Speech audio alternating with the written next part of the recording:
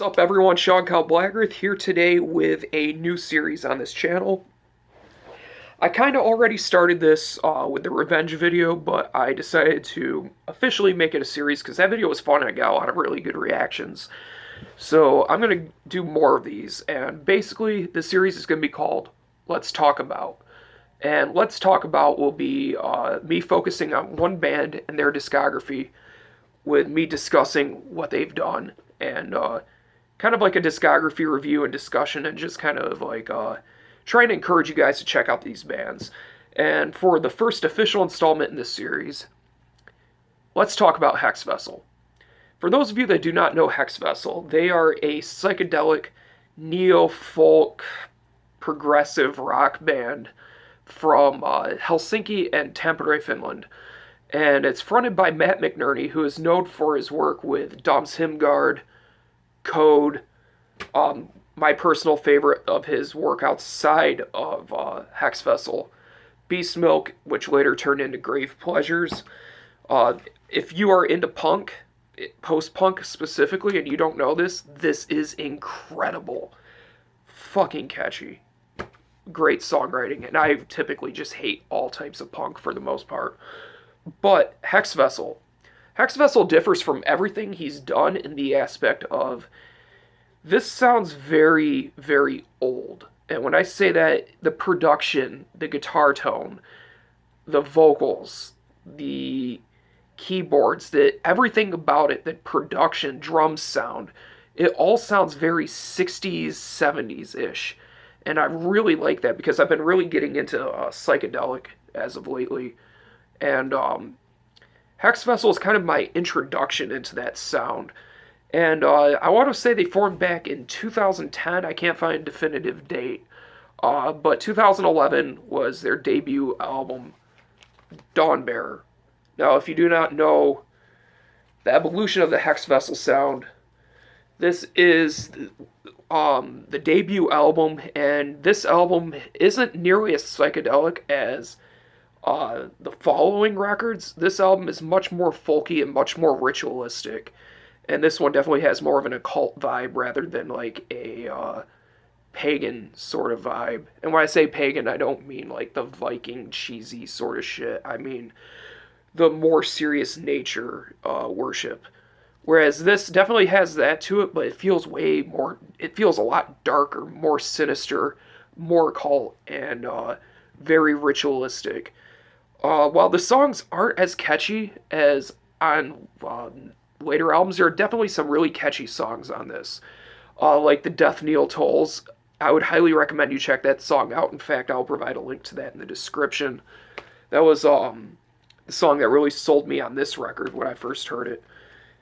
But this album is just chock full of amazing, amazing psychedelic folk songs, very ritualistic.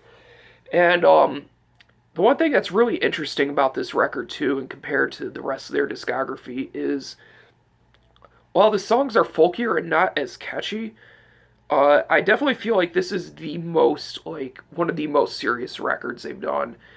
Every album of theirs is serious, but this one definitely has a atmosphere to it that's almost borderlines, in my opinion, on being a completely serious ritual all the way through, and not just being like, here's one song, here's another song. This is an album that needs to be digested in its full. But if I was to recommend a song that's accessible on this album, I would definitely say the Death Kneel Tolls, and my personal favorite is Solomon's Song, which is a very interesting take on the biblical song. But this album is incredibly good. What I love about Hex Vessel, too, is not only like their somber, serious sound, but the fact that they do perfectly mix psychedelia with folk music and classic sort of rock sounds, definitely folk rock oriented, and which later they really built upon, especially with their 2016 release, but I'll talk about that in a little bit. The evolution of their sound is definitely a natural progression, and this album definitely showcases that Hex Vessel has the potential to become the band that they later become. And I will say this is not my favorite record of theirs. It's definitely my least favorite in terms of the three full lengths, but this is still an incredible listen that I highly recommend. This is the vinyl press put out by Zvart Records, which I would highly recommend you pick up the vinyl versions, simply because I feel like they're a band that needs to be heard on vinyl. Excellent gatefold, black vinyl, and it includes this really, really awesome booklet. And it definitely provides the perfect imagery for the type of music that you'll be listening to. You can definitely hear some of the blackened influences throughout this record, but it's not like a black metal record by any stretch of the imagination. I don't even think there's distortion being used at all on this. So you have to have an open mind, and I know a lot of my subscribers are, it's predominantly a metal base that watches my channel, because my channel's based on metal. But if you have an open mind and an ear for psychedelic or folk music, or both, then you're going to be in luck. Dawnbearer, definitely check this out. Then, in 2012, they put out an EP, which I cannot say the name of, and unfortunately I don't own it, but I have listened to it, which is definitely a really good transitional piece. I got the name of it. It's in Finnish, it's Veilolian. Something like that. It's a very good 7-inch, but the first song is excellent. The second one, not so much, from what I remember. But once again, as I said, I didn't own it, so I'm not really going to talk about the EPs as much. But it gives a good transition into their 2012 sophomore record, No Holier Temple. And this album was my introduction to them. I received the promo back right before it came out, and I saw psychedelic neo-folk in the headline in the email. And I said, I gotta check this out, and I was absolutely floored. This is the record I would say to get into from Hex Vessel, then go back to Dawnbearer. But if you want to go in chronological order, check out Dawnbearer. But this, in my opinion, it's a masterpiece. This album is near perfection. This is definitely the transition from them being just more of a somewhat psychedelic tinged ritualistic neofolk band to being this sort of nature worshipping folk rock band with psychedelic elements. And I did a review of this when it came out, and I stand by pretty much everything I said. There is not a single bad song on this. The instrumentation is absolutely phenomenal, and I love the fact that there's not just keyboards being used. There's violin, just like on the Dawnbearer, there's violin, banjo, trumpet. There is tons of like the classic like keyboard sounds from like the 60s and 70s like prog records. So if you're into that sort of shit, it's on here. There's a little bit of distortion on songs like his Portal Tomb, which is definitely one of my favorite tracks from this, and Unseen Sun. But the whole thing is definitely a journey through the forest, is like the best way I can describe this, and I absolutely love and adore this record. This is one of those albums where when I listen to it, I immediately want to be in the woods, and I have listened to this actually in the woods on my phone when I was went for a ride on my four-wheeler and went in the woods, and went as far back as I could last summer, listened to it, and just changed my perspective pretty much on life. It's a very thought-provoking record in the sense of the lyrics definitely do make you think about nature in the grand scheme of things and our impact on the earth.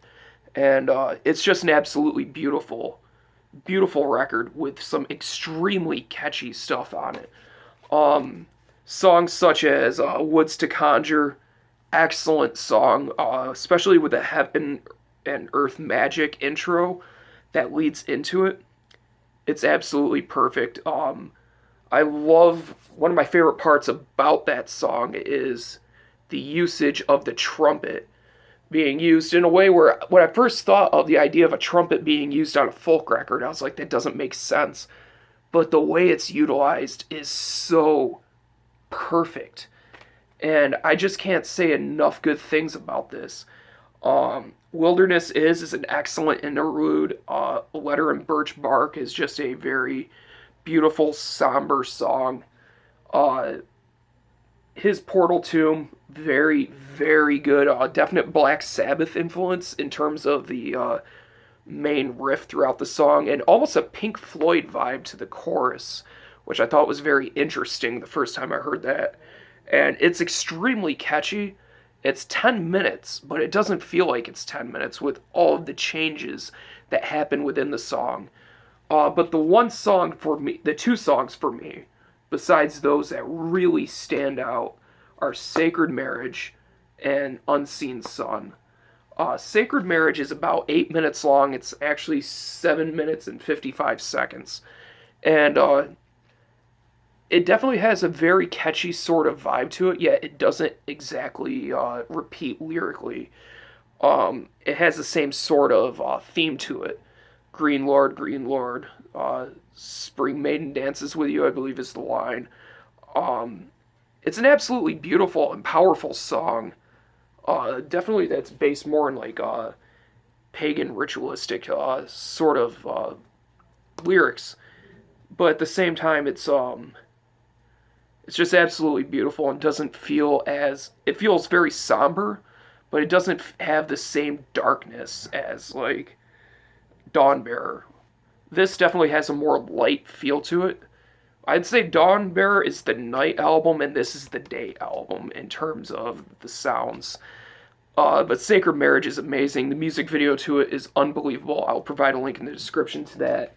And Unseen Sun is the... technically the final track of the album, other than the cover of Your Head is Reeling by Ultimate Spinach, which is an amazing cover, very psychedelic. But Unseen Sun, oh my god. That song, it builds up in such an amazing way. And when the vocal line kicks in with Matt's absolutely powerful voice, he has a way where he can do very soft-spoken word almost, like spoken word parts. And he can also do very soft singing. But he has some very, very, very powerful voice. And with some very powerful lyrics, especially on the part where he goes carried by chariots. When he belts that line out and that transition hits with the drum fill, and it has that very classic distortion to the guitar with the bluesy riff, it just immediately hits me. And I feel just overwhelmed with emotion when I listen to it. And I absolutely love this, and I cannot stress how good that song is. Once again, it's 14 minutes basically, I believe. Yeah, 13:22. It's a very long song, but at the same time, the payoff is definitely there if you have the patience for it. So, this record, much more accessible compared to Dawnbearer, but at the same time, they did not lose really anything, and in fact, I feel like they gained. So, definitely... I would say at this point, it's hard for me to say if this is my favorite or the new one, but it's definitely up there. Next up is the Iron Marsh EP, which I have listened to many, many times. Unfortunately, I missed out on the vinyl. And for some reason, I never picked it up on CD because I had the promo for it sent to me.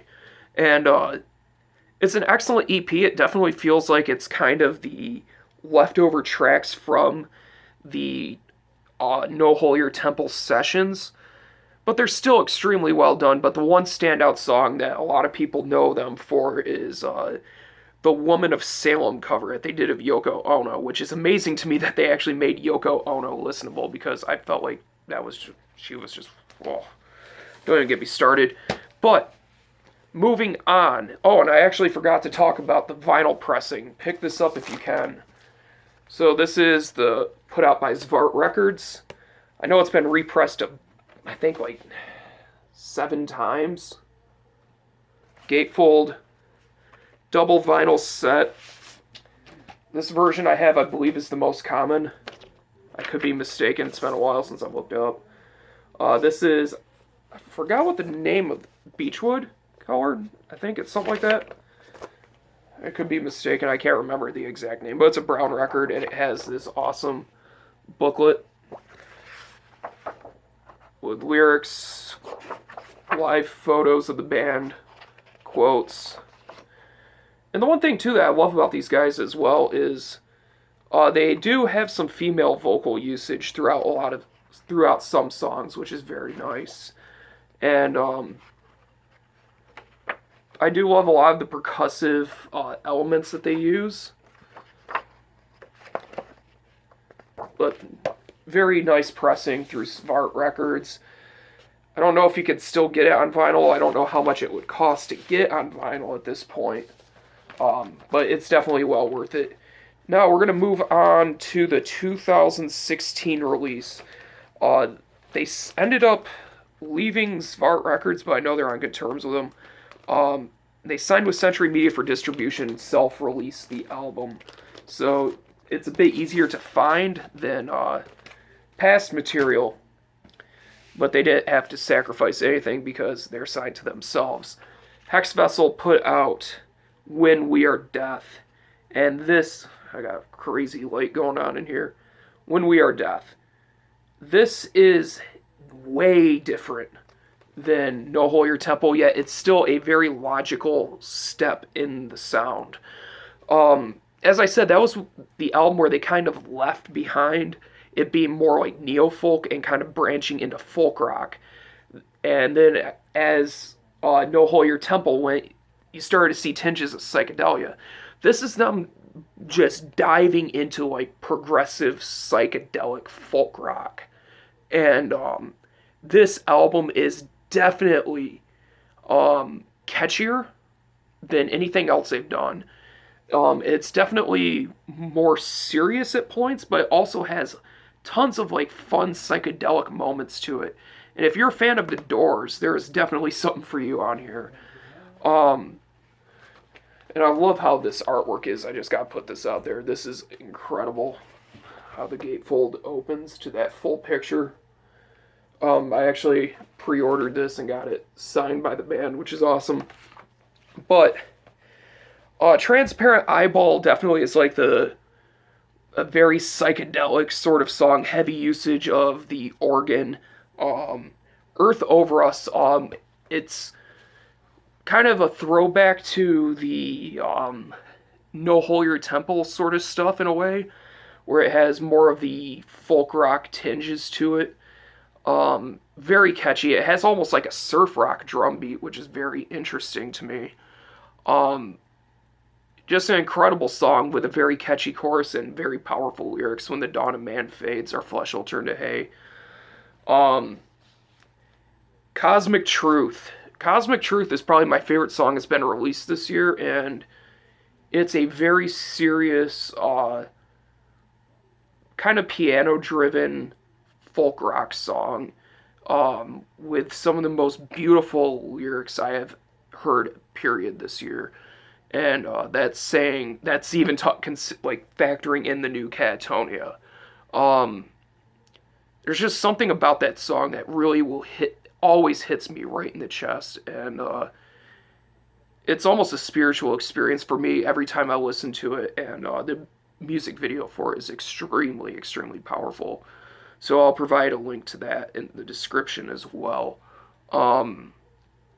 Excellent vocal performance by Matt on this entire record, extremely powerful. Some of the best lyrics he's ever done are on this album. When I'm Dead is a song that sounds just like something that'd be off a Doors record. Matt definitely sounds like Jim Morrison. Heavy, heavy vibes in the drum work and the keyboard work, the guitar riffs. Everything about that just screams The Doors. And while I'm not like the biggest fan of The Doors, they took everything that I liked about them and kind of put it in a song. So personally, I'd rather listen to them than The Doors, but whatever. Just this whole record kind of alternates between these psychedelic folk rock songs and being these more soft folk rock songs, or even just folk songs like Mirror Boy is another song. Well, it's not my favorite from this album. It definitely is one of the more somber and less, what's the word I'm looking for? It's definitely one of the less psychedelic songs on this record, especially when compared to like Drugged Up on the Universe or Mushroom Spirit Doors. And while Mushroom Spirit Doors is one of those songs that when you first hear the first part of it, you think to yourself, like, what the fuck is happening? And then as the song like progresses, it gets more and more catchy and more tripped out, and I absolutely love that. And then there's like the bluesiness of like Teeth of the Mountain. That I absolutely love the bluesy guitar riff that carries throughout the whole song. And the absolutely amazing vocal performance from Matt once again. Everything about that song is near perfection. Is definitely one of my favorites, along with Green Gold. And Green Gold is another one of those songs where it actually has a slight symphonic vibe to it at points. Very, very powerful lyrically. Talking about the idea of reincarnation as a tree instead of another living being, instead coming back and having your body be nutrients for a tree and becoming part of that, and talking to their love about how when they return they'll both be trees. And it's such a beautifully well done story, and so emotional and absolutely beautiful. Every single time I hear it, it just kind of makes me sit back and really think about life and where we will all be when we all leave this earth. And it's just an absolutely incredible, incredible album. This is probably my second favorite album of this year, next to the new Catatonia, and I cannot say enough good things about this. This album is relatively easy to find. As I showed, I did pre-order it and I got it signed. And that also pre-ordered the version, limited to 100 copies. It comes with this art book that has a little forward written by Matt. And all of these are done by the artist that has worked with like Alce, with like Akel de Lune. That album cover, same artist. You get full lyrics and pictures to go with it.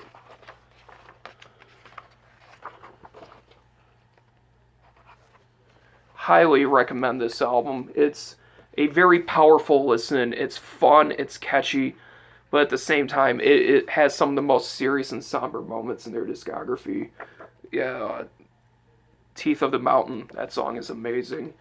Actually, when this first went up on YouTube through the publisher, because you know how YouTube has a YouTube music thing now, I actually created a playlist. So if you go to my channel, you can find a playlist for the entire album, but I highly recommend you buy it. There is a CD version that's relatively easy to find.